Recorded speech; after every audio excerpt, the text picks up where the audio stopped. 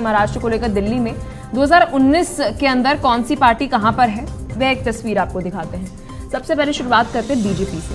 23 seat जो है वह बीजेपी जीती, 25 पर आपको बता दें कि बीजेपी ने चुनाव लड़ा था। इस बीच अभी हम बात करें कि जो शिवसेना है, शिवसेना के 18 सीट जो है वह जीती। यूबीटी की अगर हम बात करें 23 सीट पर चुनाव लड़ी, और साथ ही कांग्रेस की अगर हम बात करें 1 सीट पर, और एनसीपी 4 सीट पर जीती थी। तो ये बड़ी अपडेट इस वक्त की आपको बता रहे हैं। तो महाराष्ट्र में सीट शेयरिंग को लेकर अभी जो चर्चा सामने आ रही है, कांग्रेस 20 सीट मांग रही है। शिवसेना की अगर हम बात करें तो 20 सीट, और साथ ही एनसीपी 6 सीटों पर अभी बात कर रही है। तो वहां की साथ में बात करें वंचित बहुजन अघाड़ी की, तो 2 सीटों पर मंथन जो है वह इस वक्त चल रहा है। 2024 से पहले सीट शेयरिंग को लेकर लगातार आपको बता दें कि मंथन का दौर जो है वह जारी है। इस बीच महाराष्ट्र की बात करें तो 25 सीटों पर बीजेपी लड़ी, 23 सीटें जो हैं वह जीती। 23 सीटों पर शिवसेना लड़ी, 18 सीटें जीती। एनसीपी के पास 4 और कांग्रेस के पास 1 सीट रही। तो इस बीच इस मुद्दे पर कई सारे सवाल जो हैं वह खड़े हो जाते हैं। एक नज़र सवालों पर डालेंगे, फिर सीधा चर्चा की ओर बढ़ेंगे। लगातार मंथन तो जारी है, लेकिन सवाल बड़े ये उठ रहे हैं कि तालमेल कैसे बैठेगा। इस वक्त जो रीजनल पार्टी का अच्छा वर्चस्व अपने राज्य में है, वहां पर वो अच्छी सीटें चाहता है, लाजमी सी बात है। तो वहीं दूसरी तरफ कांग्रेस का ये कहना है कि वे नेशनल पार्टी है, 400 से ज्यादा सीटों पर लड़ा, और अब भी कह रहा है कि हर राज्य के अंदर जहां पर सीधी चुनौती बीजेपी को दी है, वहां पर वह अभी भी बीजेपी को चुनौती देना चाहता है। तो वहीं दूसरी ओर जब हम INDI गठबंधन की बात कर रहे हैं, इस वक्त जेडीयू का ये कहना है कि बहुत देर हो गई है। जून महीने के अंदर बैठक हुई, और अब जाकर जब हम जनवरी महीने में बैठे हैं, अभी भी सीट शेयरिंग को लेकर कुछ साफ नहीं हुआ है। जेडीयू का ये भी कहना है कि कांग्रेस चाहती है कि उनकी राहुल गांधी की यात्रा में सभी दल शामिल तो हो, लेकिन वो INDI यात्रा नहीं है, वे केवल कांग्रेस की यात्रा है, जिसे लेकर मंथन भी बाकी दलों के साथ नहीं किया गया। कांग्रेस एनसीपी की जब हम बात कर रहे हैं, और जितनी भी पार्टियां हैं, उनका अभी कहना है कि जब शिवसेना की, उद्धव वाली शिवसेना की जब हम बात कर रहे हैं, तो एक अच्छा वर्चस्व है, तो वे चाहते हैं कि वह वहां पर चुनाव लड़े अच्छी सीटों पर। कांग्रेस जहां पर सिर्फ एक, हम कह रहे हैं, सांसद महाराष्ट्र में है, और कह रही है कि 20 सीटें चाहिए, तो क्या 20 सीटों पर कांग्रेस जीत पाएगी? ये एक बड़ा सवाल है। इस बीच INDI गठबंधन को लेकर सबसे बड़ा सवाल तो यह है कि अभी तक फॉर्मूला तय क्यों नहीं हुआ, नैरेटिव सेट नहीं कर पाई। राम मंदिर को लेकर अभी भी INDI कुछ भी साफ नहीं कर पा रही है। जेडीयू के बड़े लीडर्स का ये कहना है कि कोई नैरेटिव, कोई मुद्दा इस वक्त INDI के पास है नहीं। ये जेडीयू के लीडर्स का कहना है कि मंथन नहीं हो रहा है। सीट शेयरिंग को लेकर बात की जा रही है, वह भी साफ नहीं हो रहा है। कौन संयोजक बनेगा, इसको लेकर कुछ साफ नहीं हो रहा है। बहुत देरी हो रही है हर एक चीज को लेकर। तो वही 2024 की तैयारियों की जब हम बात कर रहे हैं, तो बीजेपी की भी बात कर रहे हैं। बीजेपी इस वक्त उत्तर भारत के अंदर कई सारे मुद्दों को लेकर सामने खड़ी हो रही है। संकल्प यात्रा की बात कर रही है, राम मंदिर की बात कर रही है, रोड इंफ्रास्ट्रक्चर पर कितना सारा काम किया गया, इस पर बात कर रही है। चुपचुपाती हम ये भी कह सकते हैं कि अमित शाह लगातार दौरे करते हुए नजर आ रहे हैं। लेकिन बड़ा सवाल ये उठ रहा है कि दक्षिण भारत के अंदर बीजेपी की जो स्थिति है वो इस वक्त गंभीर है, और इस पर मंथन करना बेहद ज्यादा जरूरी है। चलिए और अधिक जानकारी के साथ हमारे सहयोगी हकीम देशमुख हमारे साथ महाराष्ट्र से जुड़ चुके हैं। हकीम, क्या कुछ अपडेट आपकी तरफ से? इस वक्त कांग्रेस का ये कहना है कि कम से कम 20 सीटें तो महाराष्ट्र में लड़ने के लिए मिलनी चाहिए।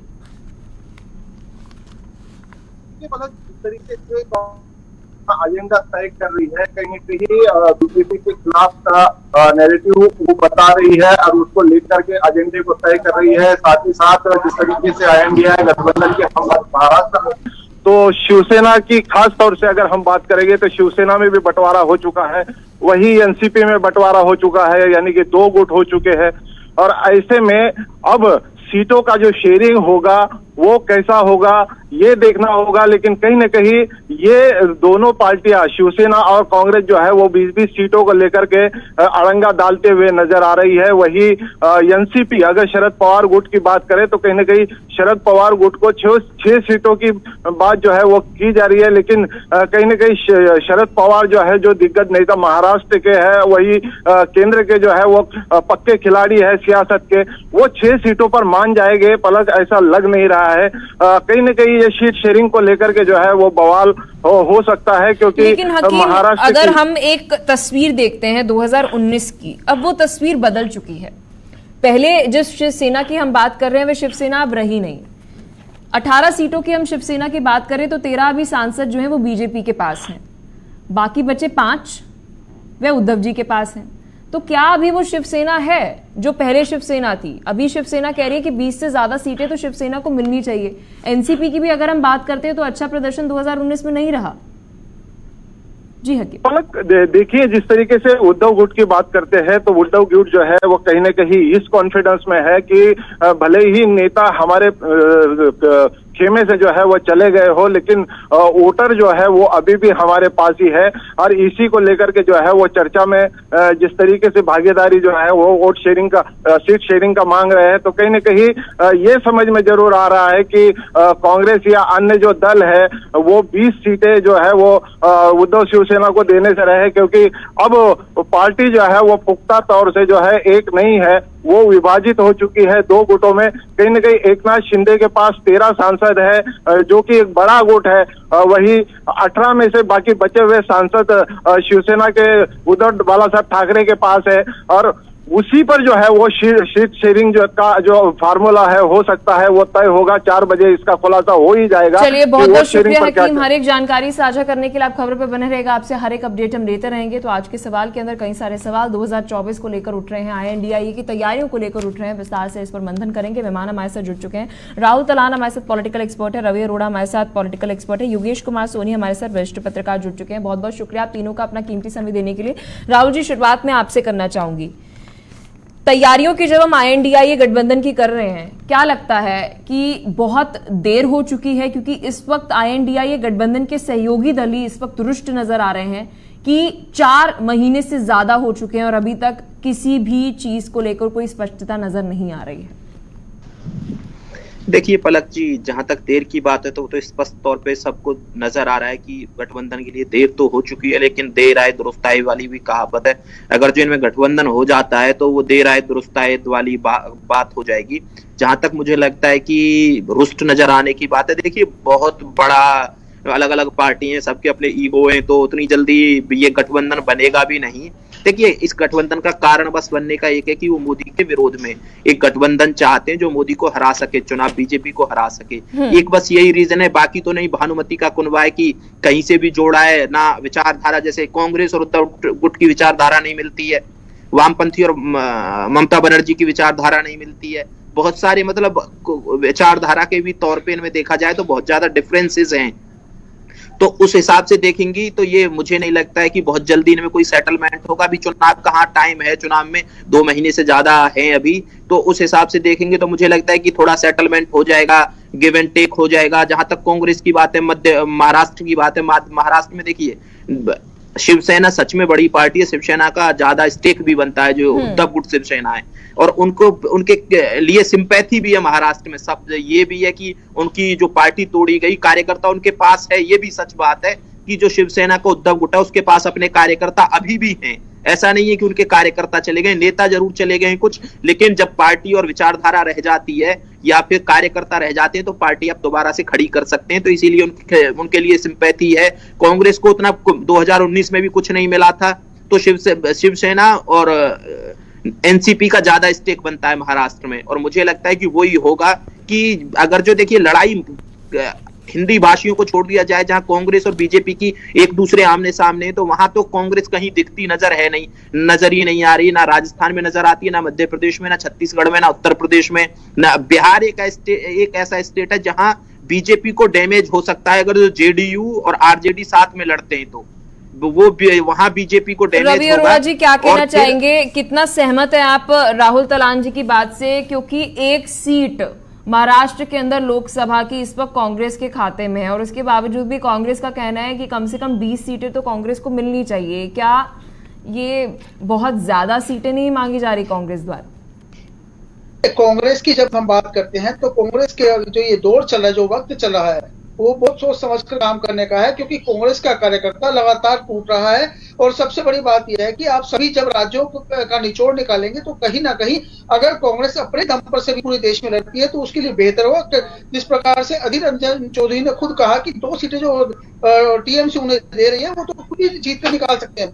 बेशक से वहां पे इतना बड़ा उनका आधार नहीं है वोटों का, लेकिन जिस प्रकार से महाराष्ट्र की आप बात करते हैं, बेशक से वहां पे 1 सीट है, लेकिन अगर वो अलायंस करते हैं तो कांग्रेस की अगर डिमांड है तो मुझे नहीं लगता शिवसेना इनको देने वाली है सीटें, और ना ही एनसीपी कभी मानेगी। और खासकर आप समाजवादी पार्टी की बात कर लीजिए, आप टीएमसी की बात कर लीजिए, आप जेडीयू की बात कर लीजिए, इस सब पार्टियां कहीं ना कहीं, क्योंकि जो रीजनल पार्टियां जिनका अपना वर्चस्व है वो कभी भी कांग्रेस को नेशनल पार्टी के बिहाफ पर वो नहीं करने वाली। और खासकर जिस तेजी से रीजनल पार्टियों का वर्चस्व बीजेपी के आने के बाद बढ़ा है, मैं देख रहा हूँ पूरे देश के अंदर, तो ये अपने आप में बड़ी बात है और कांग्रेस को समझना होगा। बेशक से बड़े भाई की भूमिका में निभाना नहीं चाहती है कांग्रेस, लेकिन वो उसको ये भी समझना पड़ेगा जो अब छोटे दल हैं वो आज बड़े बन चुके हैं और स्टेट के अंदर पूरी पावर ताकत झोंक चुके हैं और इस समय पे उनके पास ताकत है। अगर उनके साथ लड़ना है तो उनकी बात माननी पड़ेगी। लेकिन मुझे लगता है चुनावों से पहले ऐसा कोई गठबंधन, इंडिया गठबंधन कभी कामयाब नहीं होगा।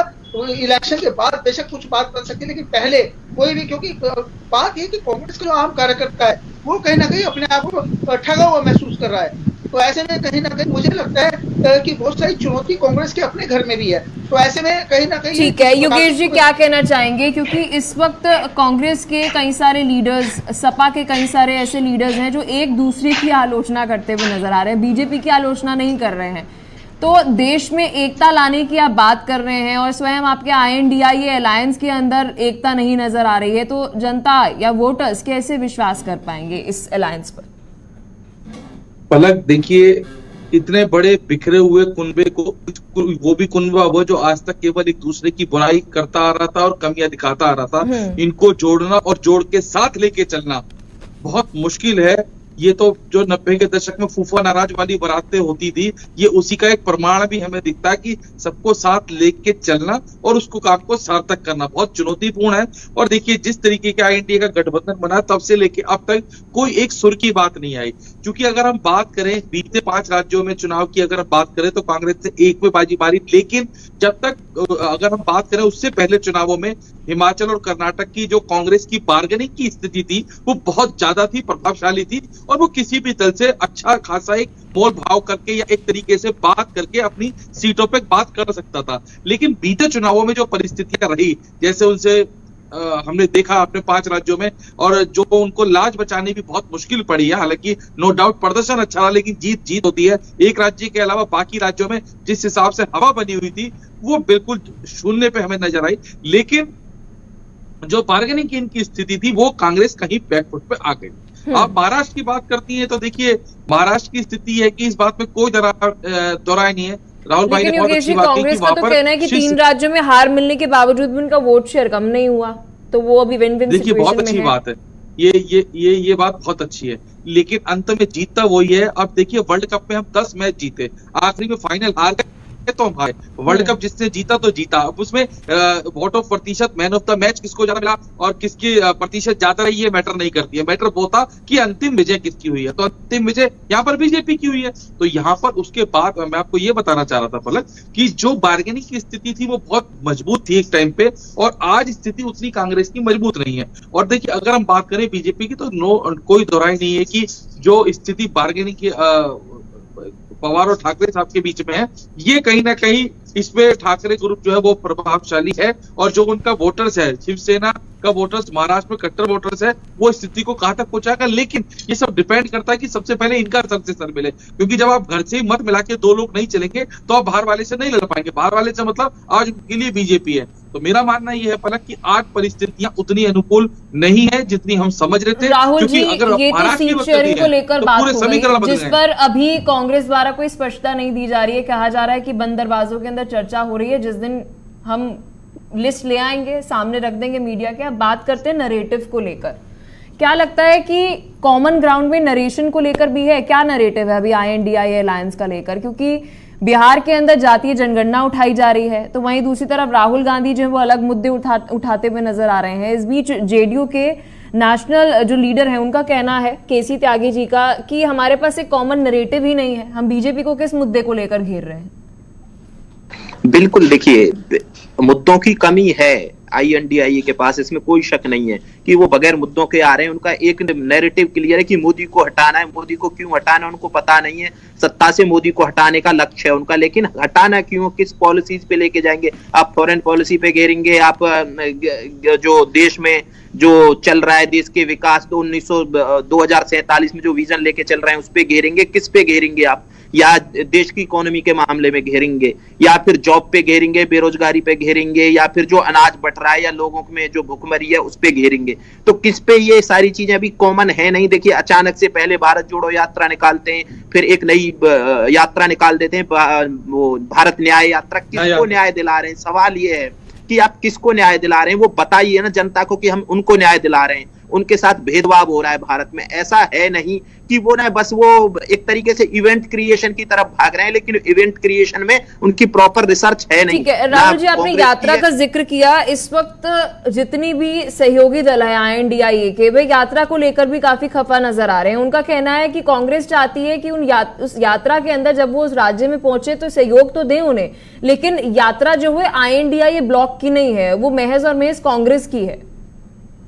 बिल्कुल, देखिए दिक्कत यही है कि वो चाह रहे हैं कि राहुल गांधी को प्रपोज करना कि वो मोदी के खिलाफ सबसे बड़ा चेहरा है। तो और जबकि जो पहले इनकी अभी कुछ दिन पहले जो मीटिंग हुई थी इंडिया गठबंधन की, तो उसमें साफ कर दिया गया, ममता बनर्जी और अरविंद केजरीवाल बोले कि मल्लिकार्जुन खड़गे बनने चाहिए प्रधानमंत्री। तो ये एक दूसरे की तरफ टॉस उछाल रहे हैं अभी, और ये देख रहे हैं कि किस में क्या दम है और कौन नया बन सकता है। अरविंद केजरीवाल अगर जो मल्लिकार्जुन खड़गे को कर रहे हैं तो राहुल गांधी का पत्ता काटने की बात कर रहे हैं। ममता बनर्जी जब मल्लिकार्जुन खड़गे को प्रपोज करती है तो राहुल गांधी का पत्ता काटने की बात कर रही है।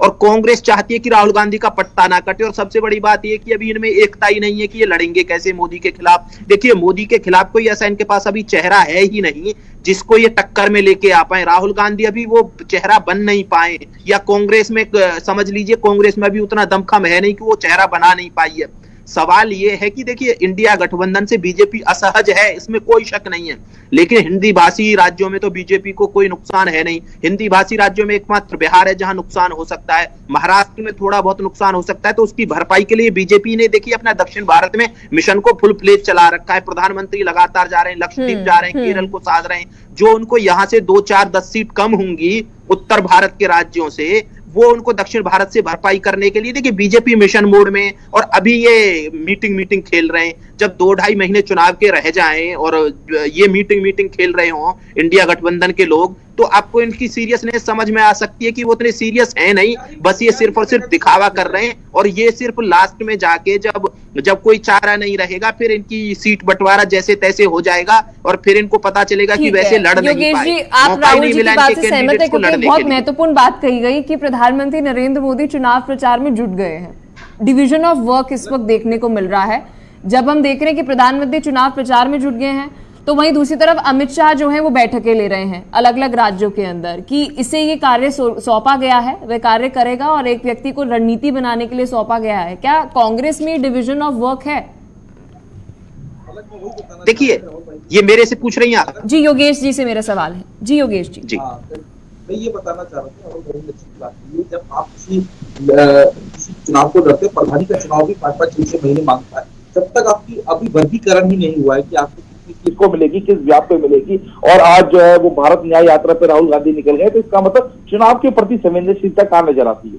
तो ये बहुत स्पष्ट है कि हम किसी को या किसी को हम तर्क या वितर्क के उसके पार्टी के अंत्य वाली बात नहीं कर रहे, लेकिन हम ये बता रहे हैं कि अब जब वर्गीकरण ही नहीं हुआ, जब बंटवारा ही नहीं हुआ, तो आप किस दम पे चुनाव लड़ेंगे? ये बहुत बड़ा चुनाव है। देखिए इतना बड़ा चुनाव, देश का सबसे प्रथम चुनाव जिसको हम बात हैं राजनीति में, और आप ये देखिए सांसदी का चुनाव लड़ना कोई खाला जी का करने बावजूद इसके जो तैयारियां हैं, करने की कोशिश करते हैं। आपकी आवाज सही तरीके से हमारे पास पहुंच नहीं पा रही है। रवि जी आप क्या कहना चाहेंगे? क्योंकि इस वक्त जब हम 3 राज्यों में चलते हैं जहां पर हार मिली, तो एक एनालिसिस देखने को मिला कि पिछले 10 महीनों तक अलग अलग राज्यों के अंदर प्रधानमंत्री नरेंद्र मोदी चुनावी सभाएं कर रहे हैं, तो वहीं दूसरी तरफ गृह मंत्री अमित शाह अंदर खाने बैठकें करते हुए नजर आ रहे हैं। एक डिवीजन ऑफ वर्क जो है वो बीजेपी में देखने को मिलता है।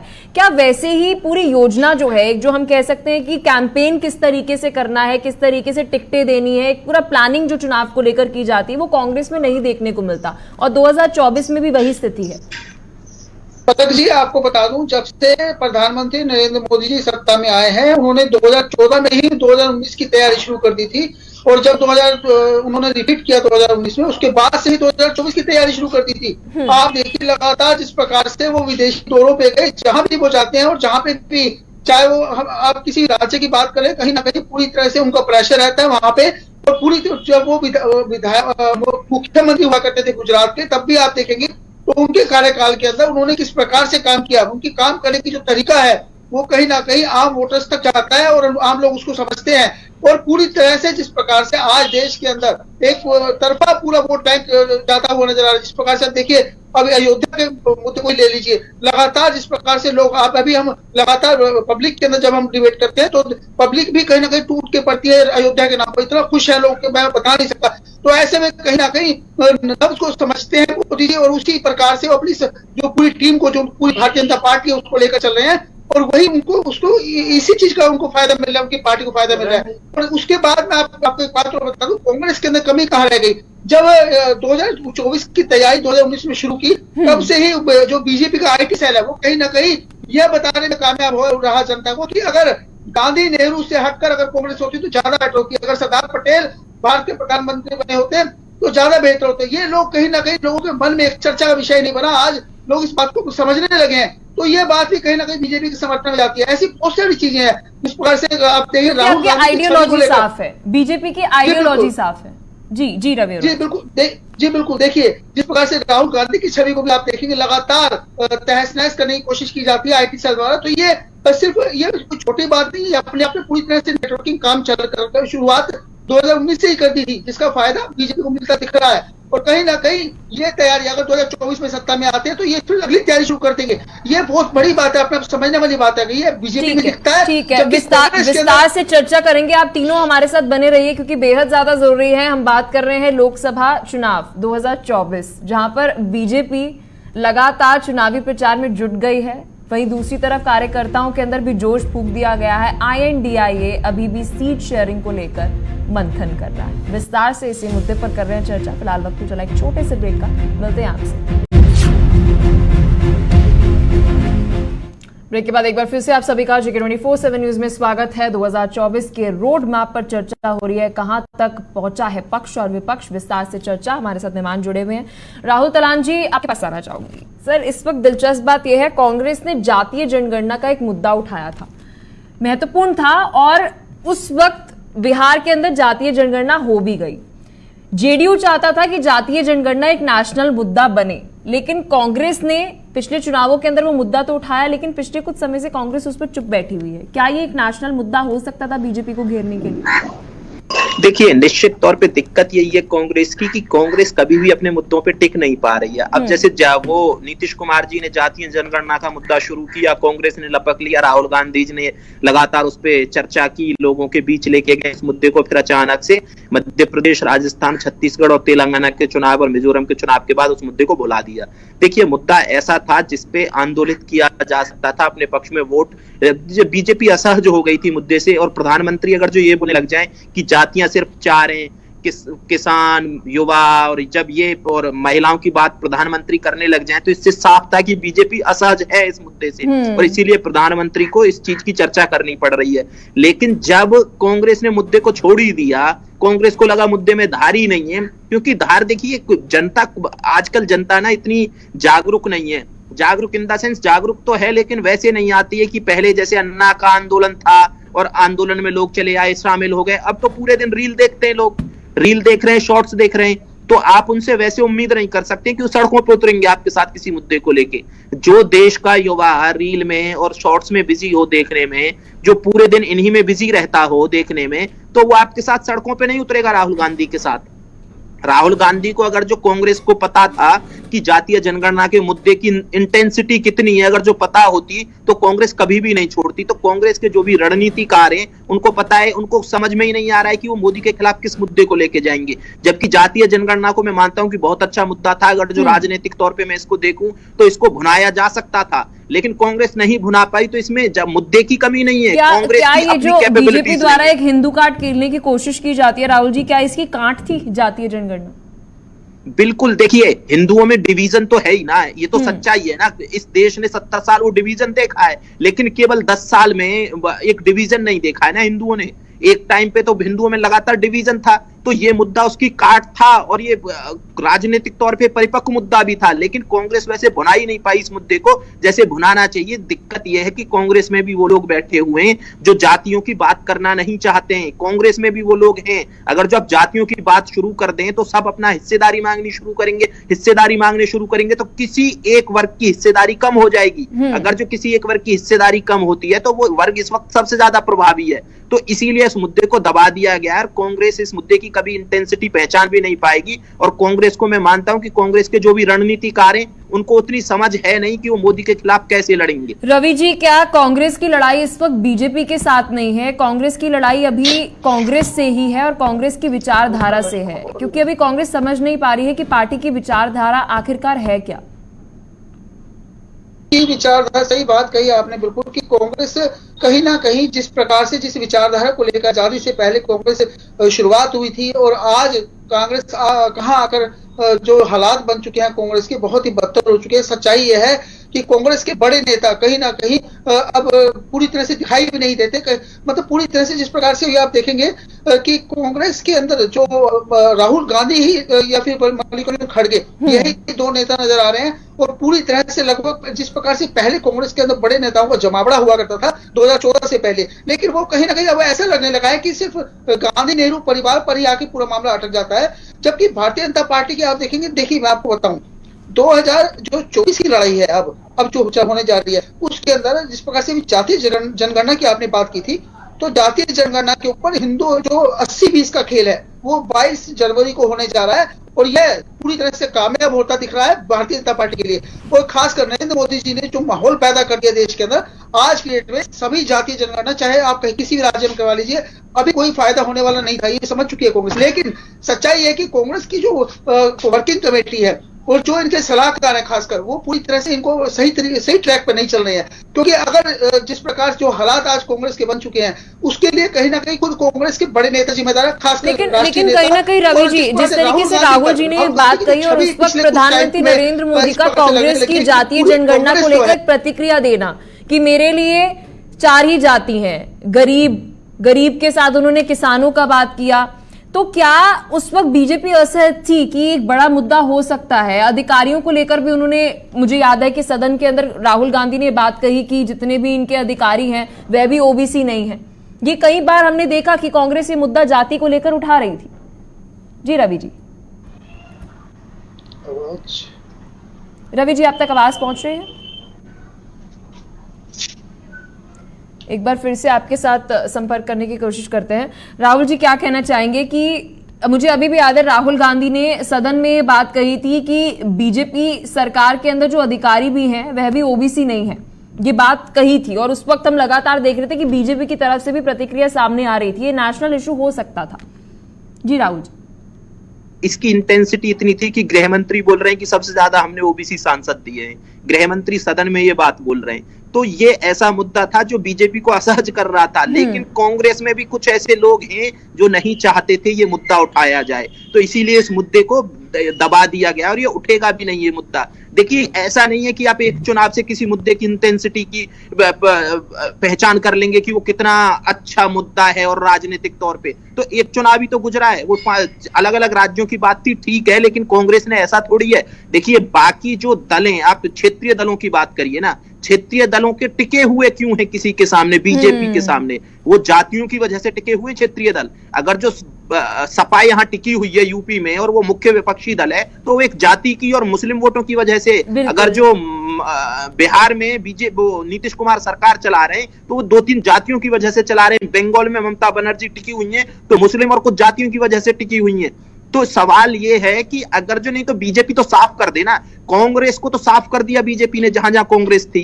राजस्थान में कांग्रेस नहीं है, लोकसभा चुनावों में मध्य प्रदेश में नहीं है, छत्तीसगढ़ में नहीं है, यूपी में नहीं है, तो कांग्रेस का साफ होने का कारण क्या है? कांग्रेस का साफ होने का कारण यह है कि कांग्रेस पॉलिटिक्स की नैरेशन को ही नहीं पहचान पाती और नैरेशन किधर जा रहा है उस पर वैसी पॉलिसीज तय नहीं कर पाती है। तो कांग्रेस के साथ दिक्कत ये रही है और आगे भी रहेगी। देखिए, कांग्रेस में भी कुछ ऐसे हैं जो चाहते थे कि अगड़ी जाति के लोग ऐसे हैं जो चाहते थे कि ये मुद्दा दबा रहे और वो दब गया मुद्दा। राहुल जी, क्या कांग्रेस इस वक्त अच्छे लीडर्स की कमी से जूझ रही है? ये बहुत महत्वपूर्ण सवाल है, क्योंकि अगर हम बीजेपी के अभी अखाड़े में देख रहे हैं तो इतने सारे लीडर्स बढ़े हुए हैं। एक चाणक्य है तो वही दूसरा एक प्रचार में जुटा है, तो कोई अंदर खाने पूरी प्लानिंग कर रहा है।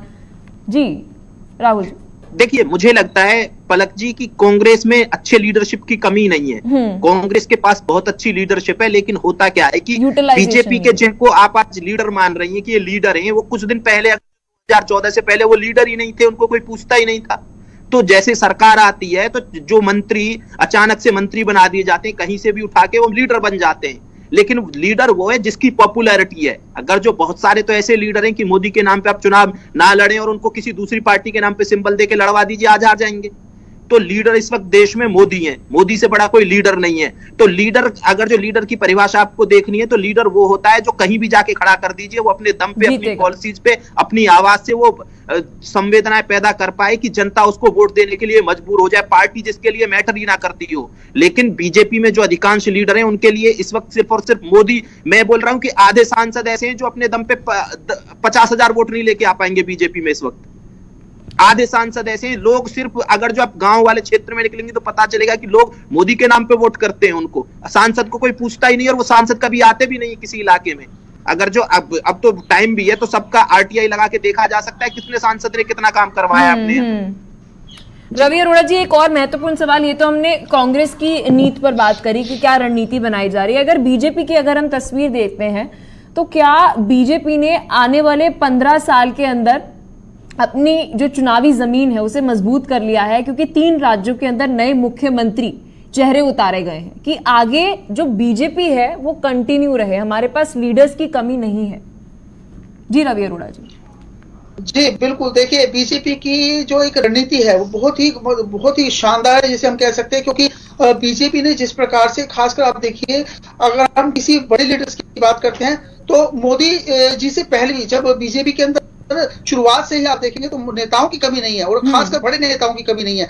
अब मोदी जी की बात होती है तो साथ में योगी जी का भी लोग नाम लेने लगे हैं, तो कहीं ना कहीं ये दिखता है कि अगर मोदी जी कल को प्रधानमंत्री नहीं बनते तो योगी जी लोगों की पहली पसंद है। तो ये अपने आप में बहुत बड़ी बात है और सबसे बड़ी बात है कि वोटर्स की को पसंद ही नहीं है। उसके अलावा भी बीजेपी के जो दूसरे कई ऐसे दिग्गज नेता है, मतलब चाहे हम पुराने टाइम की बात करें, चाहे लाल कृष्ण आडवाणी की बात करें, मुरली मनोहर जोशी की बात करें, राजनाथ सिंह की बात करें, तो ये सब बड़े नेता थे। और आज भी मतलब अरुण जेटली की बात कर लें, सुषमा स्वराज की बात कर लें, तो मतलब बीजेपी के अंदर नेताओं की बड़ी कम नेताओं की कमी। राहुल जी क्या कहना चाहेंगे? एक्सपीरियंस तो है लेकिन नए चेहरे भी जरूरी हैं। ये जो 3 मुख्यमंत्री मैदान में उतारे गए हैं और सीएम योगी आदित्यनाथ तो है, आगे आने वाले 15 साल के लिए बीजेपी ने अपनी चुनावी जमीन मजबूत कर ली है।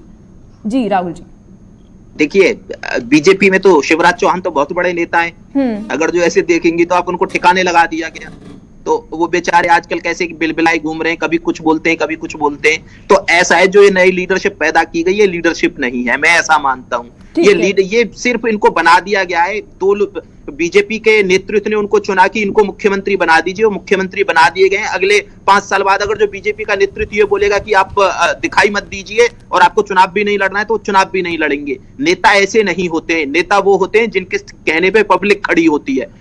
जैसे मोदी जी इस इरा के सबसे बड़े नेता हैं। क्यों सबसे बड़े नेता हैं? कि मोदी जी अगर जो कुछ बोले, अगर जो मोदी जी लक्षद्वीप चले जाते हैं तो भारत की जनता इतना ट्वीट पे हंगामा खड़ा कर देती है कि मालदीव के मिनिस्टर्स को सस्पेंड कर दिया जाता है और लक्षद्वीप एक टूरिस्ट डेस्टिनेशन बन जाता है। तो नेता ये होते हैं, नेता ये नहीं होते हैं कि आप ट्वीट करें और लोग आपको जानते ही नहीं है और आप लोगों को आपकी बात पे भरोसा नहीं होता है। तो बीजेपी में अगर जो आप ये सोच रही हैं कि जो 3 नए मुख्यमंत्री बने ये लीडर हैं, तो मुझे नहीं लगता ये लीडर है, इनको बनाया गया लीडर है। चलिए ठीक है, बहुत शुक्रिया तीनों का, तीनों ने अपना कीमती समय दिया और 2024 के रोड मैप पर विस्तार से चर्चा की। और महत्वपूर्ण बात है कि लीडर वह है जो क्रांति लेकर आए, महज अपने एक दौरे से विस्तार से 2024 की रणनीति पर चर्चा की। फिलहाल के लिए चर्चा में इतना ही। देखते रहिए JK 24/7 न्यूज़।